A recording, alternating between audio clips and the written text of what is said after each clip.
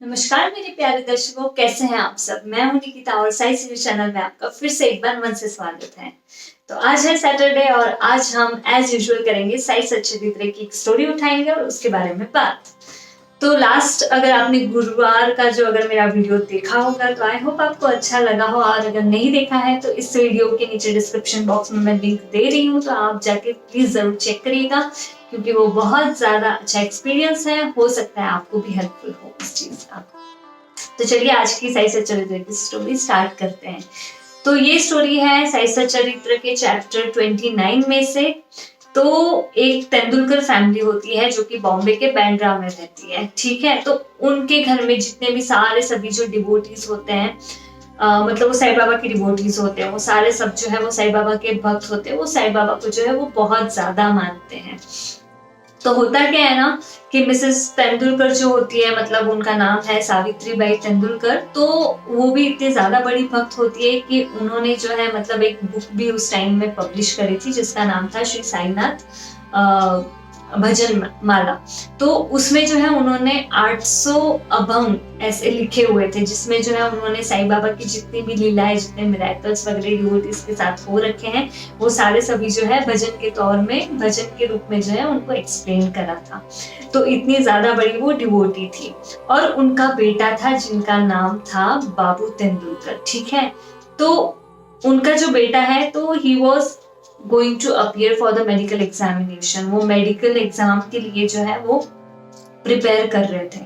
But उन्हें जो है वो सेल्फ डाउट था, उन्हें अंदर ही अंदर ऐसे फीलिंग आ रही थी कि पता नहीं क्यों मेरी पढ़ाई नहीं हो रही, मैं फोकस नहीं कर पा रहा हूँ, और या फिर मैं इसी साल जो है मतलब मेडिकल की एग्जामिनेशन अपियर करूँ कि नहीं करूँ, कि नेक्स्ट ईयर दूँ, क्या करूँ। तो बहुत वो जो है वो रेस्टलेस थे। तो उन्हें लगता है कि क्यों ना एक बार जाके जो है वो एस्ट्रोलॉजर के पास जाके, मतलब पंडित जी के पास जाके, जो होते हैं भविष्य बताने वाले, उनके पास जाते हैं और उनको एक बार कंफर्म पूछ लेते हैं कि भाई क्या करना चाहिए। तो थोड़ा सा मतलब अच्छा लगेगा, पता चलेगा कि एग्जैक्टली करना क्या है इतने कंफ्यूजन में। तो मिसेस तेंदुलकर जो है वो बाबू को वहां पे लेकर जाती है।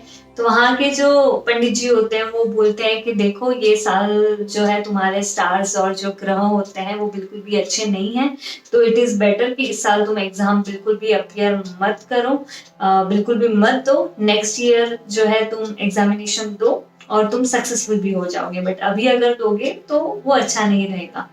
तो अब ये दोनों तो घर पे आ जाते हैं। तो बाबू तेंदुलकर जो है वो थोड़ा सोच में पड़ जाते हैं। वो बोलते हैं मैं इतनी मेहनत कर रहा हूँ, मैं इतनी पढ़ाई कर रहा हूँ, वो सारा सब कुछ ठीक है, बट ऐसा क्यों है। मतलब कहीं ना कहीं उनका मन जो है वो एग्जामिनेशन उन्हें देनी भी थी, और कहीं ना कहीं जो है उन्हें सेल्फ डाउट भी आ रहा था, तो उन्हें कुछ समझ में नहीं आ रहा था। तो still his mind was not काम, मतलब वो शांत नहीं रह पा रहे थे, वो बहुत ज्यादा बेचैनी फील कर रहे थे अंदर। तो फाइनली जो है वो मिसेस तेंदुलकर को लगा कि नहीं, हम तो साईं भक्त है वगैरह, साईं बाबा को इतना मानते हैं, उनकी इतनी ज्यादा लीलाएं सुन के रखी है, तो क्यों ना एक बार जाके जो है उनको हम कंसल्ट करें। तो मिसेस तेंदुलकर जो है वो शिरडी आती है साईं बाबा के पास, उनके सामने हाथ जोड़ती है और उनको बोलती है कि बाबा ऐसी ऐसी बात है, तो आपको क्या लगता है, मतलब क्या करना चाहिए। तो साईं बाबा जो है वो बहुत गुस्सा हो जाते हैं। वो बोलते हैं ये कहाँ से कौन से एस्ट्रोलॉजर्स हैं, अपने बेटे को घर पे जाके बोलो कि ऐसा कहीं कुछ भी नहीं है, जो भी है वो दिन रात मेहनत करे, पढ़ाई करे और इसी साल जो है वो एग्जामिनेशन दे। उसे बोलो कि कुछ नहीं होगा, मैं जो है उसके साथ हूँ करके। तो ये माँ जो है मतलब मिसेस तेंदुलकर ये बड़ा खुश हो जाती है। वो बोलती है अच्छा बाबा ने बताया है तो डेफिनेटली ये जो है हम लोगों ने मैसेज मेरे बेटे तक पहुंचाना चाहिए, उन्हें बताना चाहिए कि बाबा ने ऐसे ऐसे बोला है, तो डरो मत और आगे बढ़ो। तो बस बाबा ने अपने अपने इंस्ट्रक्शन दे दिए क्या करना है क्या नहीं। तो उन्होंने बोला ऐसा कुछ नहीं होता, उसे जाके बोलो कि किसी पे भरोसा ना करे, खुद पे भरोसा रखे और अच्छे से पढ़ाई करे। तो फिर माँ अभी चली जाती है घर पे। घर पे पहुंचते से ही जो है वो अपने बेटे को बोलती है देखो कि मैं बाबा के पास गई थी, उन्हें मैंने अपनी दुविधा बताई, अपना जो प्रॉब्लम है, तुम्हें जो लग रहा है वो उनके सामने रखा। तो बाबा ने बहुत अच्छे से और कॉन्फिडेंटली बताया है कि किसी पे कोई ज्यादा भरोसा करने की जरूरत नहीं है, खुद पे भरोसा रखो, अच्छे से पढ़ाई करो और एग्जामिनेशन दो। तो बाबू जो है वो इस तरह से वो मैसेज उनके पास आता है कि ही काइंड्स ऑफ फील लाइक कि बस मतलब हाँ, भले ही उनके अंदर जो सेल्फ डाउट था बट फिर भी उन्हें कहीं ना कहीं लग रहा था कि नहीं, मैं एग्जामिनेशन दे सकता हूँ, मुझे देनी चाहिए एंड सारा सब कुछ हो जाएगा। तो वो जो फियर है वो एकदम से उनका गायब हो जाता है बाबा की ये मैसेज और सारा सब कुछ सुन के, और वो दिन रात अच्छे से पढ़ाई करते हैं। एग्जामिनेशन के लिए वो उसी ईयर जो है वो अपीयर करते हैं और रिटन एग्जामिनेशन में वो पास भी हो जाते हैं। अब रिटन एग्जाम तो हो गई, बचती है ओरल एग्जामिनेशन। तो इसमें तो अच्छे मार्क्स उन्होंने लाए थे, बट फिर भी पता नहीं उनकी जो एक बेचैनी है वो फिर से जो है वो वापस आ गई। उन्हें फिर लगने लग गया कि अरे ये तो मैंने पास कर ली, क्या होगा अगर मैं ओरल एग्जामिनेशन के लिए जाऊंगा और वो भी मैं ना कर पाऊँ, मतलब उसमें तो फिर मुझे बहुत दुख होगा। ये वो सारा सब जो है पूरा अलग अलग जो नेगेटिव फीलिंग आती है, जो नेगेटिव थॉट्स आते हैं, वो माइंड में उनके जो है वो घर करने लग गए।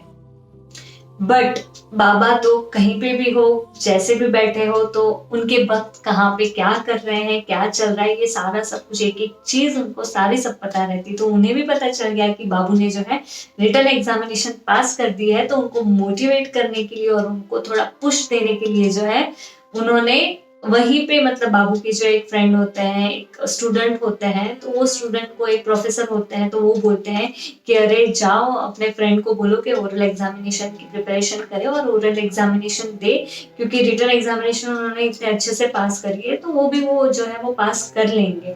तो जहाँ पे बाबू की हिम्मत नहीं हो रही थी ओरल एग्जामिनेशन अपियर करने के लिए, वहां पे बाबा के थ्रू जो है वो उनके एक फ्रेंड आते हैं उनके घर पे और उन्हें वो बोलते हैं कि अरे सर तुम्हारे बारे में पूछ रहे थे, तो उन्हें बड़ी खुशी है कि तुमने रिटन एग्जामिनेशन पास कर ली है, तो एक काम करो कि ओरल भी दे दो, इतनी मेहनत करी है तो इतना डरो मत, जाओ आगे बढ़ो और सारा सब कुछ ठीक हो जाएगा।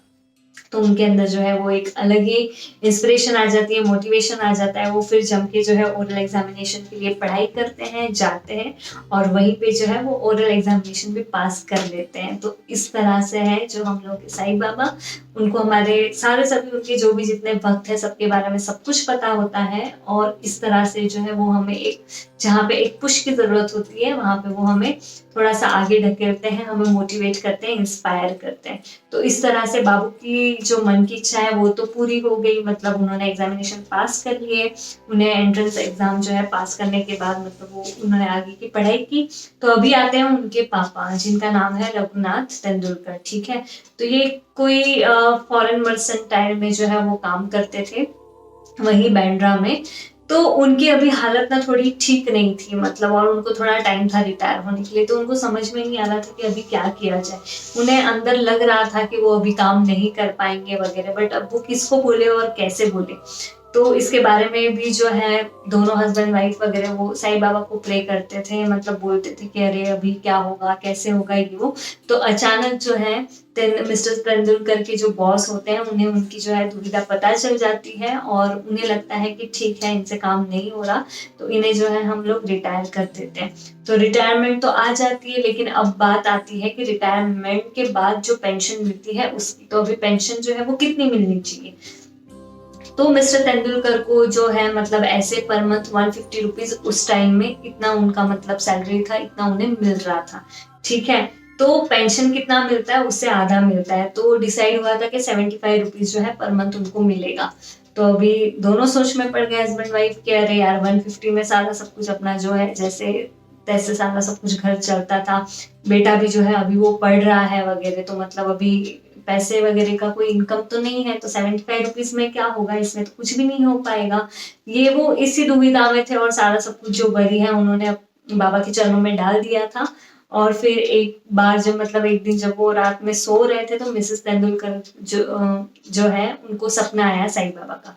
तो साईं बाबा ने वहां पे विजन दिया, उनको ड्रीम में बताया कि देखो तुम एक बहुत ही मेरे क्लोज और बहुत अच्छे भक्त हो, मैं तुम्हें जानता हूँ, तुमने मेरी बहुत अच्छी सेवा और भक्ति करी है, तो मैं चाहता हूँ कि ठीक है जो तुम्हें पेंशन मिले वो अच्छी ही मिले, तो क्या 100 रुपीज तुम्हारे लिए ठीक रहेंगे। तो मिसेस तेंदुलकर खुश हो जाती है, वो बोलती है ठीक है 75 से अच्छा तो मतलब 100 रुपए है, तो उससे जो है वो काम चल जाएगा। तो उन्होंने बाबा को सिर्फ इतना ही बोला, हाँ नहीं नहीं नहीं, उन्होंने एक ही बात बोली कि बाबा आप जो भी आपके लिए सही होगा आप डेफिनेटली वो करिए, मुझे कुछ भी मंजूर है।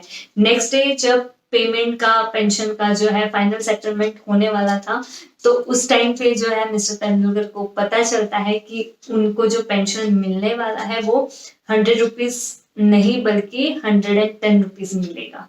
तो जहाँ पे भक्त ने मतलब बाबा आप जो दोगे उसमें सेटिस्फाई होने की बात की, वहां पे बाबा ने और थोड़ा जो है अपना मन बढ़ा करके मतलब अपने भक्त के बारे में सोच के 10 रुपीज और बढ़ा दिया और 110 जो है उनकी पेंशन कर दी, जिसकी वजह से पूरी की पूरी तेंदुलकर फैमिली बहुत ज्यादा खुश हो गई। तो उन्हें बहुत अच्छा लगा।